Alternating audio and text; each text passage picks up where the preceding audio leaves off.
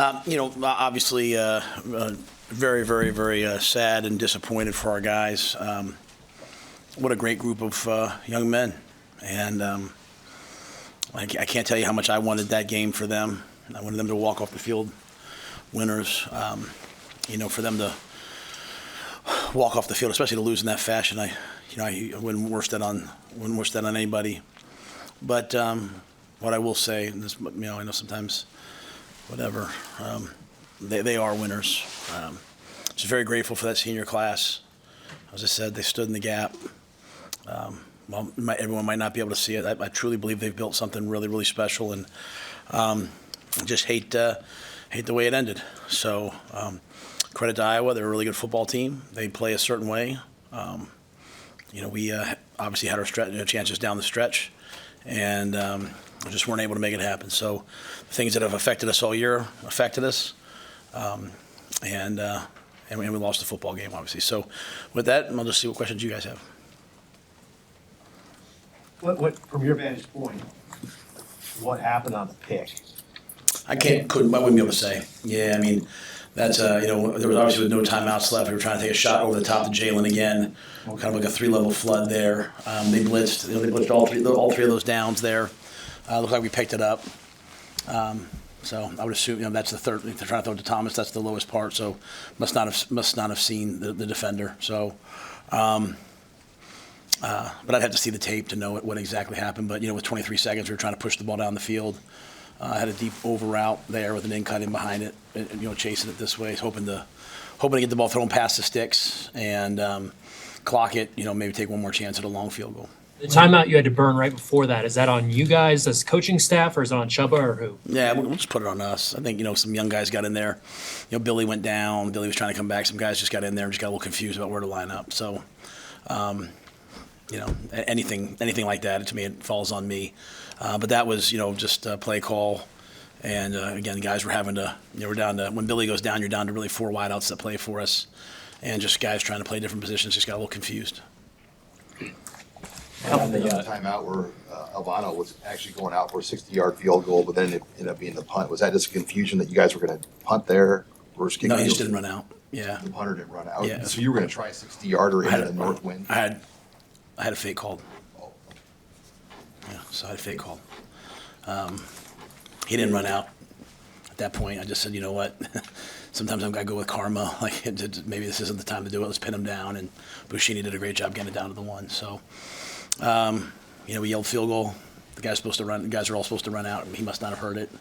But, we were going to fake it. You kind of feel like after that obviously didn't go well, but then you pin him at the 1. Momentum kind of is turning in your favor. Field position is. Did you feel like at that point maybe it was your day in one of these kind of games? Well, as I said to you guys, I thought the game was going to be like this, right? Like, pretty consistent. Iowa's games were all like this, right? Like, we were going to play the field position game. You go back to the first half, right? Like, the ball's kind of bouncing back and forth. We're playing field position. We're trying to be smart. It's not like 4th and 3. I punt the ball down, make them have to drive the length of the field. They punt the ball. We get a penalty, right? We get a late hit out of bounds, which then flips the field for them. We have a missed assignment. They make, they score. We have the turnover. Our guys do a great job of fighting for the turnover. I thought they're a really great defense. They're number 3 scoring defense in the nation for a reason. So they're going to be hard to score against. But we were finally able to pin them down and just kind of play that game back and forth, even to Tommy's interception, right? So unfortunately, we got the holding call on Tommy's interception, or else that really changes things. But we turned the ball over too many times yet again. And even the drive before, Chubb is running. It looks like he's going to get the first down. The drive that Sean was asking about. And, he fumbles the football just kind of running. So in a year where you go back and look at, you're 5-7, you have 5 losses by, you guys can do the math, I'm sure, but basically, the overtime games, the overtime game was like by a point in my mind, so you have a bunch of 3-point losses, 1-point losses. You can't turn the ball over as many times as we did, and secure the ball the way that we did. So we have a lot to continue to work on. But I thought we had a chance there at the end. Is there any other common threads? You lost by 3, overtime at 3 in November. So any other common threads that you can think of at this moment? You feel like you can kind of fix in the offseason? Oh, it'll all be fixed. Yeah, I mean, will improve. You know, maybe this is about where we are right now. You know, whereas sometimes people see it from the outside, like, man, they messed that up, or another short loss. I look at it as like these guys. I mean, how many guys go down and they just continue to put guys in and we just battle, right? Like Newsom goes down in this game. Buford didn't really play in this game. Blaze couldn't go in the game in pregame. We just keep putting, Sua Lefotu's out there like in his red shirt year playing nose. You know what I mean? Like what might to the outside world look like, man, to me looks like unbelievable job by a lot of people to get everything this close and to battle like this. And so that doesn't excuse to the question about the time, having to call a timeout there, your last timeout. I mean, that's ridiculous, right? But there'll be a day where we'll have 7 wide receivers traveling with us and active, and those things won't happen. We're just not quite there yet, and that's why I'm so proud of these guys, because they battle and they fight, and we don't make excuses. We just come back. But I think that's the key. Moving forward, I'd love to. I think they ran the ball on us at times. I think we had to continue to develop our run defense and our ability to run the football. We couldn't run the ball in the game to the level that we wanted. And that's what they do really well. And so he's been there a long time. They have a formula. We came down there. We battled, just couldn't quite get it done. How big a factor was the wind? It seemed like they maybe took the ball at the beginning so they'd get the wind in the fourth quarter with Albano's kick, and then obviously they had it at their back there at the end. Yeah, that was my plan. We were going to take the wind today. We told the team they won the toss. They took the wind. It wasn't nearly as bad as it is some days. But obviously Albano had to get in, and even that last kick, to me, when they did make plays, it just came down to tackling. Like, we tackled just a little bit better on that last drive. Maybe that kick was short. To be honest, on the drive before, I was yelling and screaming, and I have to be careful. People get used to me kind of yelling and screaming, but the clock wasn't running. We throw the ball, we get the ball in balance, and the clock's not running, and the game comes down to 6 or 7 seconds. So we're just at a place right now where the margin for error is about like this, and so one bad play, one bad decision, one bad anything can kind of affect us. The wind affected us, but I have a lot of confidence in Tristan. The one he hit earlier was a huge kick, and I put him out there to do that, so believing that he would make it. That was their kicker's first attempt of the year. He's the backup, and they benched the starter after the 2 blocks. Did you recognize that they were sending a different kicker out there, and what do you think happened to get those kicks blocked in the first half? I thought our guys just gave great effort. I mean, we came rocking off the ball. It looked like Ty, got his hands up. Even on that one, did the same thing. I think that ball was just, it wasn't really kicked at the same velocity as some of the other ones were, and just barely got across the crossbar. So, we spent a lot of time on blocking kicks. For them to block 2 this game was awesome. Kept us in the game until we could hit the big play to Jalen and kind of get things going. So, credit to them. That interception aside, how'd you feel like Chuba played in the second?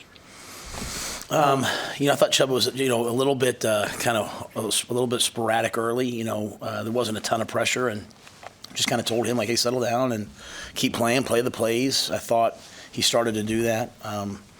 That was a cold, windy day, and I thought he handled those things well. Obviously it's protecting the football, right? That the one, while I know his arm, he's trying to throw the ball forward. That's a fumble that leads to them having the ball. We have the ball down at the 20 going in. So, again, talking about the margin for error, we can't turn the ball over. Even if we get it back, just we put the ball away, we run for a first down, and that's how we end those games. So, there'll be a lot of, I know people always think you fix things by like, hey, let's go get this player or that player. We got a lot of really good players here, and a part of fixing these close losses is, just asking each player to get, half a point better and learn from these things and understand the situational football. Situational football will be way different next year when it's talking about our games, right? Tommy picks that pass off, and man, we have a chance to go win the game. So. I thought Chuba did a really nice job. Made some big third down conversions. I mean, I'm looking at this. We're 8 of 17 on third down. It's one of our best days.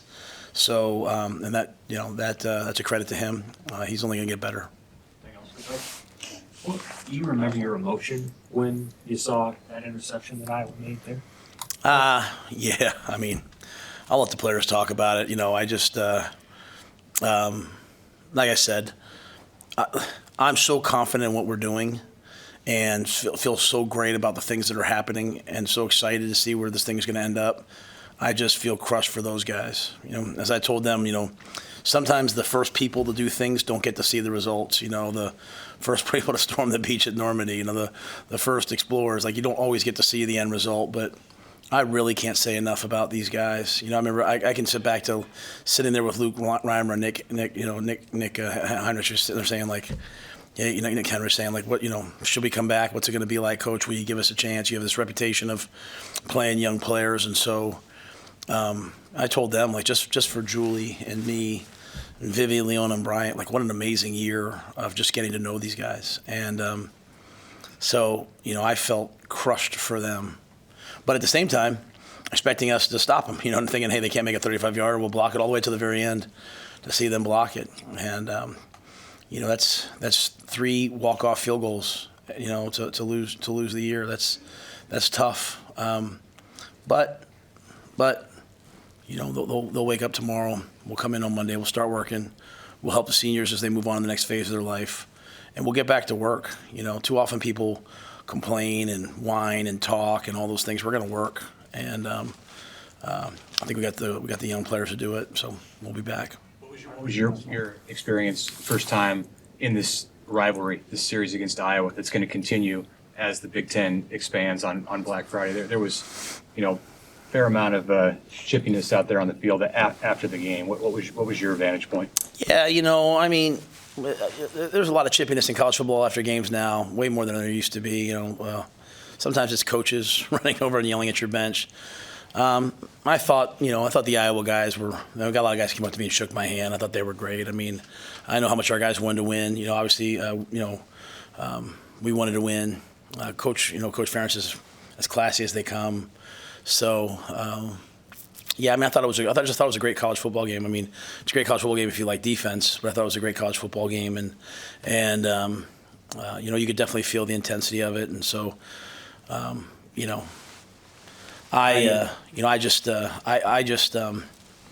just appreciative of all the people that come to the games and came to the game, and I'm thankful for all the fans. I'm thankful for the players. Thankful for all the people that work, and just disappointed we couldn't win that game with all the chances we had down the stretch. So we'll have a lot to focus on as we move forward.